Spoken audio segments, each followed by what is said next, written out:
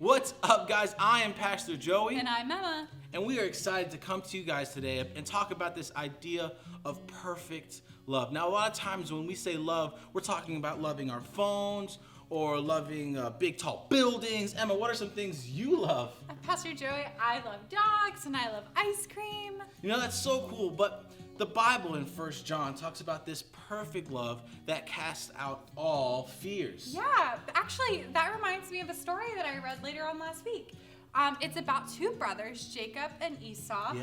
And what's kind of funny about this story is Jacob was the younger brother and Esau was the older brother, but Jacob actually stole Esau's birthright. Really? And it made Esau and Jacob have a very, very complicated relationship, and Esau and Jacob actually didn't talk to each other for many, many years after this. And then one day, Jacob really needed his brother, but he was so fearful and so anxious of how Esau would treat him. So Jacob went to the Lord, and the Bible actually says that he wrestled with the Lord. Wow. And after this, Jacob felt so much better after God had spent time with him, and he poured out all of his love on Jacob. And Jacob went to go see Esau, and the moment he saw Esau ran up to him and gave him this big old bear hug. Yeah. And what's cool about that, boys and girls, is that the love of God came in and cast out all the fear that Jacob had and made the situation 10 times better than Jacob thought it That would is such a cool story, Emma. You know, there's this visual I think that will help us all kind of understand this idea of fear and love. And so I want you to picture this vase or vessel as you.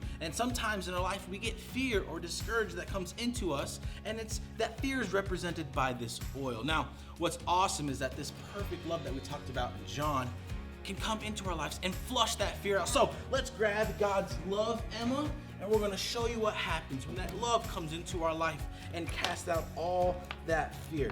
And this is what it looks like. So God's love comes into us and it pours all into our vessel, and all that fear, all that sadness, all of the discouragement that we felt in our life is now casted out. And now all that's left is this perfect, beautiful picture of God's love in our life. Not only for us to use, but to pour out for other people as well. You know, whenever you're sad, boys and girls, or whenever you're discouraged and fearful, I want you to remember this verse in 2 Timothy where it says he gives us a spirit not of fear, but of power, love, and self-control. So No, cool. me and Emma love you guys, and we can't wait to hang out with you again. So we'll see you next time. Bye.